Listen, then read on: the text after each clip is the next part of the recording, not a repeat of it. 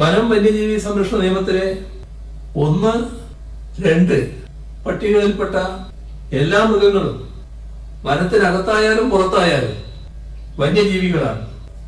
ഈ നിയമത്തിൽ മാറ്റം വരുത്താനാകില്ല എന്നതാണ് കേന്ദ്ര നിലപാട്.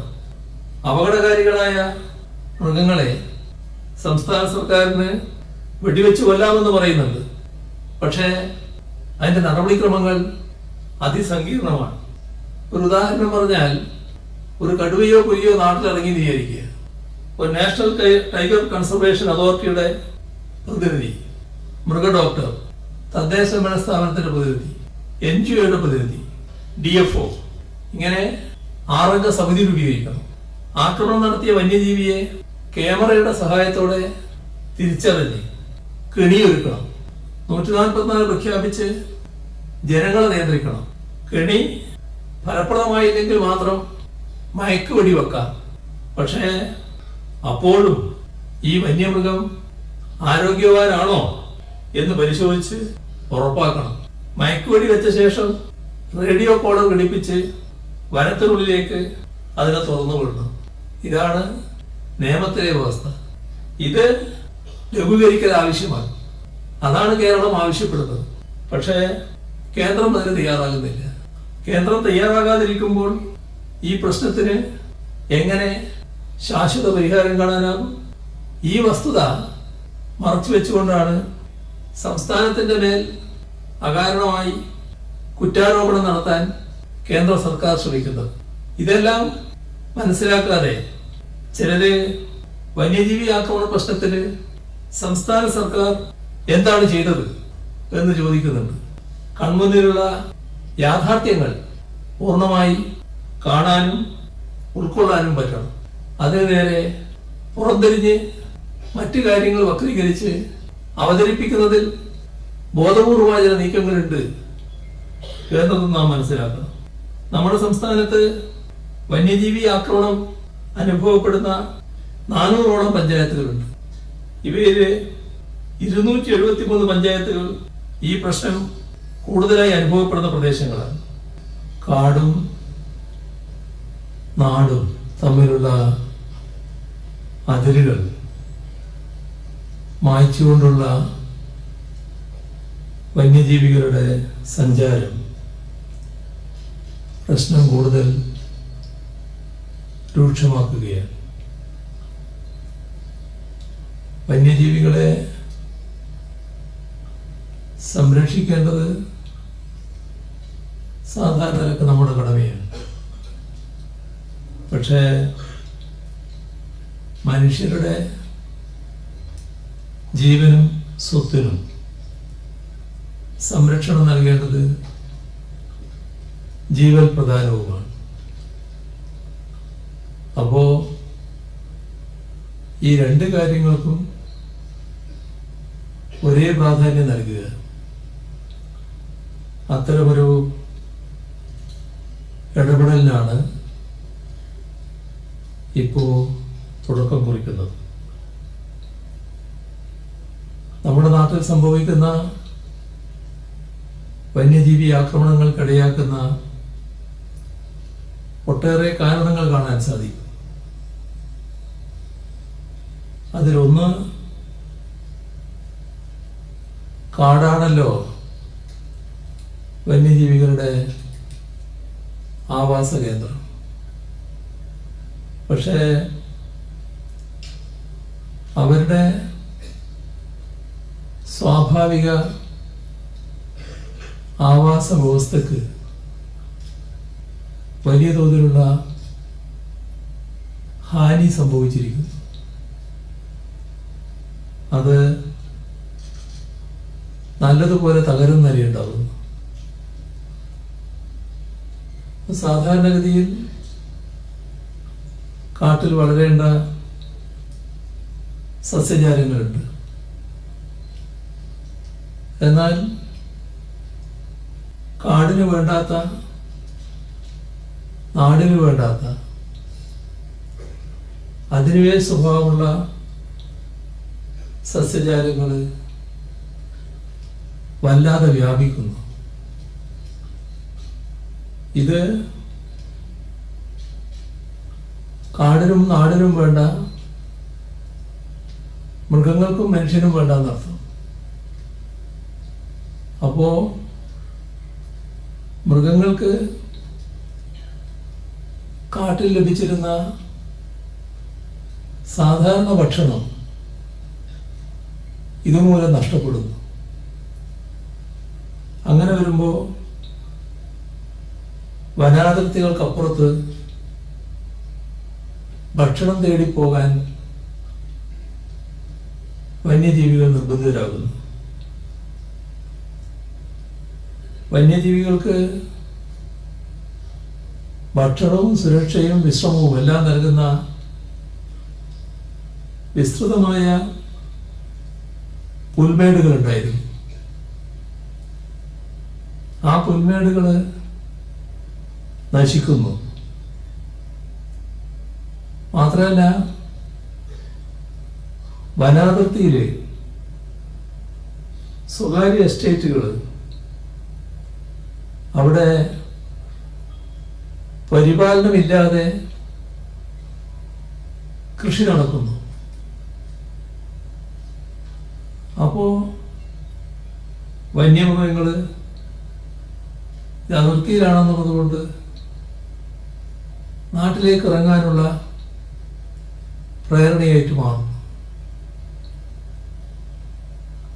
ധാരാളം ആക്രമണകാരികളായ വന്യമൃഗങ്ങളെ നാം കാണുകയാണ്. ആന, കാട്ടുപന്നി, കടുവ, പുള്ളിപ്പുലി മുതലായവ. ഇതേ ഗണത്തിൽപ്പെട്ടതല്ലെങ്കിലും നാടൻ കുരങ്ങുകളും വലിയ തോതിലുള്ള വിഷമം സൃഷ്ടിക്കുന്നുണ്ട്.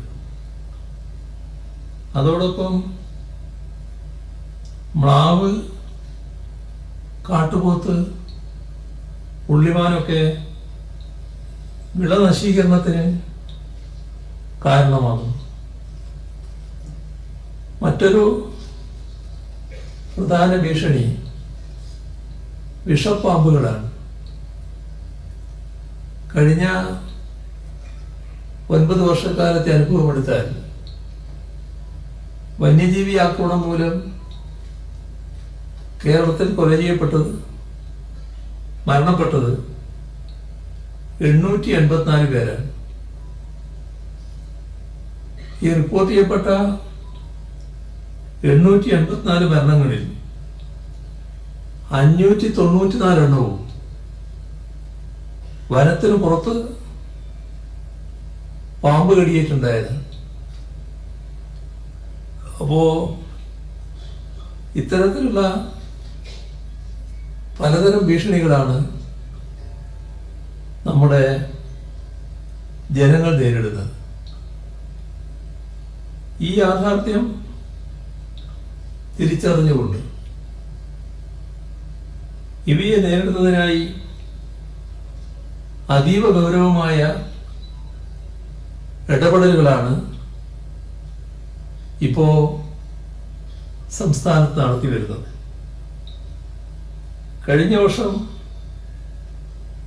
വന്യജീവി ആക്രമണത്തെ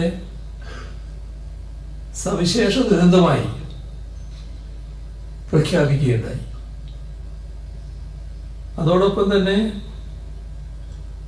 ജനവാസ മേഖലയോട് ചേർന്ന് ഉള്ള വനാതിർത്തികളിൽ സോളാർ വേലികൾ സ്ഥാപിക്കാൻ നടപടിയെടുത്തു. വിവിധ കാരണങ്ങളാൽ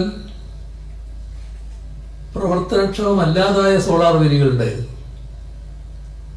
അവയെല്ലാം പൂർണ്ണമായും പ്രവർത്തനക്ഷമമാക്കി. ഇതിന്റെ ഭാഗമായി നടന്ന തീവ്രയജ്ഞ പരിപാടി ഇന്നത്തെ ദിവസം വരെ നോക്കിയാൽ 1954 കിലോമീറ്റർ സോളാർ ഫെൻസിംഗ് പ്രവർത്തനക്ഷമമാണ്. എന്നാൽ പുതുതായി സോളാർ ഫെൻസിങ്ങിന്റെ നിർമ്മാണ പ്രവൃത്തികൾ പുരോഗമിക്കുന്നുണ്ട്. അത് 794 കിലോമീറ്റർ നീളത്തിലാണ്. വന്യമൃഗങ്ങൾക്ക് സ്വാഭാവികമായ ആവാസ വ്യവസ്ഥ കാട്ടിനുള്ളിൽ തന്നെ സൃഷ്ടിക്കുക എന്നത് ഏറ്റവും പ്രധാനമാണ്. അതിലൊന്ന് ആവശ്യത്തിന് വെള്ളം ലഭിക്കലാണ്. അതിനുവേണ്ടി കാട്ടിൽ നിരവധി കുളങ്ങളും മറ്റു തരത്തിലുള്ള ജലസംഭരണികളും ഉണ്ടായിരുന്നു. പലതും നാശോന്മുഖമായിരുന്നു. അവയെ നവീകരിച്ച് ആവശ്യത്തിന് വെള്ളം ഈ കുളങ്ങളിലും മറ്റ് ജലാശയങ്ങളിലും കാട്ടിനകത്ത് ഉണ്ടെന്ന് ഉറപ്പാക്കാൻ നടപടികൾ സ്വീകരിക്കുന്നുണ്ട്. അതോടൊപ്പം ഭക്ഷണം, അതിലേറ്റവും പ്രധാനം ആദ്യം വ്യാപിച്ചിട്ടുള്ള അധിനിവേശ കളസസ്യങ്ങളെ പൂർണ്ണമായും ഉന്മൂലനം ചെയ്യുക എന്നതാണ്. ആവശ്യമായ സസ്യജാലങ്ങൾ വളർത്തിയെടുക്കുക. ആ കൂട്ടത്തിൽ ഫലവൃക്ഷങ്ങൾ വളർത്തുന്നതിനും പ്രോത്സാഹനം നൽകുക. ഇത്തരത്തിൽ കാട്ടിനുള്ളിൽ തന്നെ വെള്ളവും ഭക്ഷണവും ആവശ്യത്തിന് ഉറപ്പുവരുത്തുന്ന നടപടികൾക്ക് മുൻഗണന കൊടുക്കുക. ഇതോടൊപ്പം വന്യജീവികൾ നാട്ടിലിറങ്ങി ആക്രമണം നടത്തുന്നതിന്, അതിനെ പ്രതിരോധിക്കാൻ 9 റാപ്പിഡ് റെസ്പോൺസ് ടീം RRTകൾ പുതുതായി രൂപം നൽകിയിട്ടുണ്ട്. ഇതോടെ RRTകളുടെ എണ്ണം 28 മാറി. ഇതിനു പുറമെയാണ് ഫോറസ്റ്റ് സ്റ്റേഷനുകൾ കേന്ദ്രീകരിച്ച് സാറ്റലൈറ്റ് RRTകൾ പ്രവർത്തിക്കുന്നത്. ഇവിടെ വന്യജീവി സംഘർഷബാധിത പ്രദേശങ്ങളെ വിവിധ മേഖലകളായി തരംതിരിച്ചിട്ടുണ്ട്. ഭൂപ്രകൃതി, ഭൂവിനിയോഗം, വന്യജീവി ആക്രമണത്തിന്റെ രീതിയും തോതും, ജനവാസ മേഖലകൾ, കാർഷിക മേഖലകൾ, ഇവയുടെ എല്ലാം അടിസ്ഥാനത്തിൽ വന്യജീവി സംഘർഷബാധിത പ്രദേശങ്ങളെ 12 ലാൻഡ്സ്കേപ്പുകളായി തരംതിരിച്ചിട്ടുണ്ട്. ഓരോ ലാൻഡ്സ്കേപ്പിനും പ്രത്യേകം പദ്ധതികൾ തയ്യാറാക്കുക. ഇതുമായി ബന്ധപ്പെട്ട് കൂടുതൽ ചർച്ചകളും പരിശോധനകളും നടന്നു വരുന്നുണ്ട്. അതുകൂടി പൂർത്തിയാകുന്ന മുറക്ക് സംസ്ഥാന വന്യമൃഗ ആക്രമണ ലഘൂകരണ നയം പ്രഖ്യാപിക്കാനാണ്. കേരളത്തിലെ നാടൻ കുരങ്ങുകൾ, അവയെ നിയമാനുസൃതം നിയന്ത്രിക്കുന്നതിന് കേന്ദ്ര വന്യജീവി സംരക്ഷണത്തിന്റെ നിയമത്തിൽ ഷെഡ്യൂൾ 1 നിന്നും 2 മാറ്റണം എന്ന ശുപാർശ കേന്ദ്ര സർക്കാരിന് സമർപ്പിച്ചിട്ടുണ്ട്. അതുമാത്രമല്ല, ജനവാസ മേഖലയിൽ ഇവയുടെ വംശവർദ്ധനവ് നിയന്ത്രിക്കുന്നതിനായി ജനന നിയന്ത്രണം ഉൾപ്പെടെയുള്ള കർമ്മ പദ്ധതിയും തയ്യാറാക്കിയിട്ടുണ്ട്. അതോടൊപ്പം കാട്ടുപന്നികൾ മനുഷ്യജീവനും സ്വത്തിനും അപകടം ഉണ്ടാക്കുന്നവയാണ്. അവയെ നേരിടുന്നതിനുള്ള അധികാരം പഞ്ചായത്തുകൾക്ക് നൽകിയത് ദീർഘിപ്പിക്കുകയും ചെയ്തിട്ടുണ്ട്. പരിസ്ഥിതി പുനഃസ്ഥാപന നയത്തിന്റെ ഭാഗമായി വനത്തിനുള്ളിലുള്ള വിദേശ ഏകവിളത്തോട്ടങ്ങൾ, അക്കേഷ്യ, യൂക്കാലിപ്സ് തുടങ്ങിയവ പൂർണ്ണമായും ഒഴിവാക്കാനാണ് കണ്ടിട്ടുള്ളത്. പകരം സ്വാഭാവിക ആവാസ വ്യവസ്ഥകൾ പുനഃസ്ഥാപിക്കണമെന്ന് കണ്ടിട്ടുണ്ട്. ഇതുവരെ 1584 ഹെക്ടർ ഏകവിളത്തോട്ടങ്ങൾ ഇതിന്റെ അടിസ്ഥാനത്തിൽ സ്വാഭാവിക വനങ്ങളാക്കി മാറ്റിയിട്ടുണ്ട്. എന്നാൽ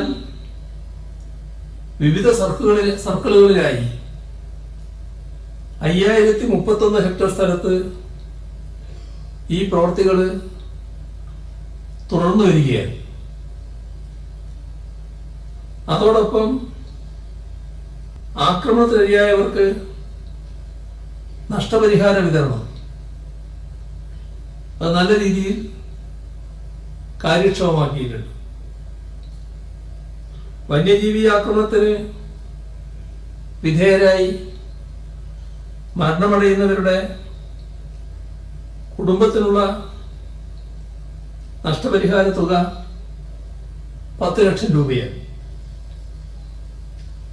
വനത്തിന് പുറത്ത് പാമ്പ് കടിയേറ്റോ തേനീച്ചയുടെയോ കടന്നലിന്റെയോ കുത്തേറ്റോ സംഭവിക്കുന്ന ജീവഹാനിക്കുള്ള നഷ്ടപരിഹാര തുക ഇരട്ടിയായി വർദ്ധിപ്പിച്ചിട്ടുണ്ട്. കഴിഞ്ഞ 5 വർഷത്തിനിടെ വന്യജീവി ആക്രമണങ്ങളിൽ ജീവഹാനി സംഭവിച്ചവർക്കുള്ള നഷ്ടപരിഹാരമായി 79,14,00,000 രൂപ വിതരണം ചെയ്ത് കഴിഞ്ഞിട്ടുണ്ട്. 2023-24 കാലഘട്ടമായപ്പോൾ ഇതുമായി ബന്ധപ്പെട്ട അപേക്ഷകരിൽ 95% നഷ്ടപരിഹാരം വിതരണം ചെയ്ത് കഴിഞ്ഞു. ഇതിലെ കേന്ദ്രാവിഷ്കൃത പദ്ധതികളിൽ നിന്ന് വളരെ തുച്ഛമായ തുക മാത്രമാണ് കേരളത്തിൽ ലഭിക്കുന്നത്. ഇത് വർദ്ധിപ്പിക്കണമെന്ന ആവശ്യം കേന്ദ്ര സർക്കാരിന് മുന്നിൽ പലതവണയായി വെക്കുകയുണ്ടായി. പക്ഷേ നാളിതുവരെ അനുകൂല സമീപനം ഉണ്ടായിട്ടില്ല.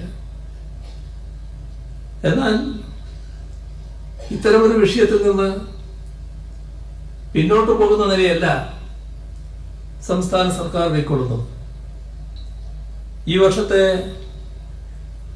സംസ്ഥാന ബജറ്റിൽ 70 കോടി രൂപ വന്യജീവി ആക്രമണ ലഘൂകരണ പ്രവർത്തനങ്ങൾക്കായി മാറ്റിവെച്ചിട്ടുണ്ട്. ഇതുമായി മാത്രമല്ല, സംസ്ഥാനം മുന്നോട്ട് വെച്ചിട്ടുള്ള പല ആവശ്യങ്ങളുണ്ട്. അവയോടൊന്നിനോടും അനുകൂലമായി പ്രതികരിക്കാൻ കേന്ദ്ര സർക്കാർ തയ്യാറാകുന്നില്ല എന്നൊരു പ്രതികൂലാവസ്ഥ നാം നേരിടുന്നുണ്ട്. ഇപ്പൊ കൃഷിനാശം വരുത്തുന്ന കാട്ടുപന്നികളെ ക്ഷുദ്രജീവിയായി പ്രഖ്യാപിക്കൽ കേരളത്തിനൊരു ആവശ്യമാണ്. പക്ഷേ കേന്ദ്രം അത് തള്ളുകയാണുണ്ടായത്. വനം വന്യജീവി സംരക്ഷണ നിയമത്തിലെ 1, 2 പട്ടികകളിൽപ്പെട്ട എല്ലാ മൃഗങ്ങളും വനത്തിനകത്തായാലും പുറത്തായാലും വന്യജീവികളാണ്. ഈ നിയമത്തിൽ മാറ്റം വരുത്താനാകില്ല എന്നതാണ് കേന്ദ്ര നിലപാട്. അപകടകാരികളായ മൃഗങ്ങളെ സംസ്ഥാന സർക്കാരിന് വെടിവെച്ച് കൊല്ലാമെന്ന് പറയുന്നുണ്ട്. പക്ഷേ അതിൻ്റെ നടപടിക്രമങ്ങൾ അതിസങ്കീർണമാണ്. ഒരു ഉദാഹരണം പറഞ്ഞാൽ, ഒരു കടുവയോ പുലിയോ നാട്ടിലിറങ്ങി വിചാരിക്കുക. ഒരു നാഷണൽ ടൈഗർ കൺസർവേഷൻ അതോറിറ്റിയുടെ പ്രതിനിധി, മൃഗ ഡോക്ടർ, തദ്ദേശ ഭരണ സ്ഥാപനത്തിന്റെ പ്രതിനിധി, NGOയുടെ പ്രതിനിധി, DFO, ഇങ്ങനെ 6 അംഗ സമിതി രൂപീകരിക്കണം. ആക്രമണം നടത്തിയ വന്യജീവിയെ ക്യാമറയുടെ സഹായത്തോടെ തിരിച്ചറിഞ്ഞ് കെണിയൊരുക്കണം. 144 പ്രഖ്യാപിച്ച് ജനങ്ങളെ നിയന്ത്രിക്കണം. കെണി ഫലപ്രദമായില്ലെങ്കിൽ മാത്രം മയക്ക് വെടിവെക്കാം. പക്ഷേ അപ്പോഴും ഈ വന്യമൃഗം ആരോഗ്യവാനാണോ എന്ന് പരിശോധിച്ച് ഉറപ്പാക്കണം. മയക്കുവെടി വെച്ച ശേഷം റേഡിയോ കോളർ ഘടിപ്പിച്ച് വനത്തിനുള്ളിലേക്ക് അതിനെ തുറന്നു വിടണം. ഇതാണ് നിയമത്തിലെ വ്യവസ്ഥ. ഇത് ലഘൂകരിക്കൽ ആവശ്യമാണ്. അതാണ് കേരളം ആവശ്യപ്പെടുന്നത്. പക്ഷേ കേന്ദ്രം അതിന് തയ്യാറാകുന്നില്ല. കേന്ദ്രം തയ്യാറാകാതിരിക്കുമ്പോൾ ഈ പ്രശ്നത്തിന് എങ്ങനെ ശാശ്വത പരിഹാരം കാണാനാകും? ഈ വസ്തുത മറച്ചു വെച്ചുകൊണ്ടാണ് സംസ്ഥാനത്തിൻ്റെ മേൽ അകാരണമായി കുറ്റാരോപണം നടത്താൻ കേന്ദ്ര സർക്കാർ ശ്രമിക്കുന്നത്. ഇതെല്ലാം മനസ്സിലാക്കാതെ ചിലര് വന്യജീവി ആക്രമണ പ്രശ്നത്തിൽ സംസ്ഥാന സർക്കാർ എന്താണ് ചെയ്തത് എന്ന് ചോദിക്കുന്നുണ്ട്. കൺമുന്നിലുള്ള യാഥാർത്ഥ്യങ്ങൾ പൂർണ്ണമായി കാണാനും ഉൾക്കൊള്ളാനും പറ്റണം. അതിന് നേരെ പുറംതിരിഞ്ഞ് മറ്റു കാര്യങ്ങൾ വക്രീകരിച്ച് അവതരിപ്പിക്കുന്നതിൽ ബോധപൂർവമായ ചില നീക്കങ്ങളുണ്ട് എന്നത് നാം മനസ്സിലാക്കണം. നമ്മുടെ സംസ്ഥാനത്ത് വന്യജീവി ആക്രമണം അനുഭവപ്പെടുന്ന 400ഓളം പഞ്ചായത്തുകളുണ്ട്. ഇവയിൽ 273 പഞ്ചായത്തുകൾ ഈ പ്രശ്നം കൂടുതലായി അനുഭവപ്പെടുന്ന പ്രദേശങ്ങളാണ്. അതിൽ തന്നെ 30ഓളം പഞ്ചായത്തുകളിൽ തീവ്രമായ വന്യജീവി ആക്രമണങ്ങൾ റിപ്പോർട്ട് ചെയ്യപ്പെടുന്നു. ഇത് ഏത് വിധേനയും പരിഹരിച്ചേ മതിയാവും. കാരണം മനുഷ്യരുടെ ജീവന്റെ സുരക്ഷയുടെ പ്രശ്നമാണ്. അത്തരമൊരു ചിന്തയിൽ നിന്നാണ് ഇന്നിവിടെ സംഘടിപ്പിച്ചിരിക്കുന്ന, ഇന്നിവിടെ തുടക്കമാവുന്ന തീവ്രയജ്ഞ പരിപാടിക്ക് രൂപം നൽകിയിട്ടുള്ളത്. 45 ദിവസം നീണ്ടു നിൽക്കുന്ന ഈ പദ്ധതി 3 ഘട്ടങ്ങളിലായാണ് നടപ്പാക്കുക. ഓരോ ഘട്ടത്തിനും 15 ദിവസം വീതമാണ് കാലാവധി. 1-ാം ഘട്ടത്തിൽ കേരളത്തിന്റെ മലയോര മേഖലയിലെ എല്ലാ പഞ്ചായത്തുകളിലും വനം വകുപ്പിന്റെ ഹെൽപ്പ് ഡെസ്കുകൾ ആരംഭിക്കും. അവിടെ വകുപ്പ് ഉദ്യോഗസ്ഥർ ത്രിതല പഞ്ചായത്തുകളിലെ ജനപ്രതിനിധികളുടെ സഹായത്തോടെ ഈ വിഷയത്തിൽ പരിഹരിക്കേണ്ട പ്രശ്നങ്ങൾ കണ്ടെത്തും. പ്രാദേശിക പ്രതിനിധികൾ ആവശ്യമുള്ള പ്രശ്നങ്ങൾക്ക് അവിടെ തന്നെ ഉടനടി പരിഹാരവും ഉണ്ടാക്കും. അടുത്തത് ജില്ലാ തലത്തിൽ പരിഹരിക്കേണ്ട വിഷയങ്ങളാണ് രണ്ടാം ഘട്ടത്തിൽ പരിശോധിക്കുക.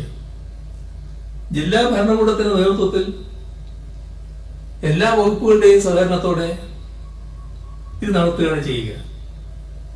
MLA-മാർ അടക്കമുള്ള ജനപ്രതിനിധികൾ ഇതിൽ പങ്കാളികളാണ്.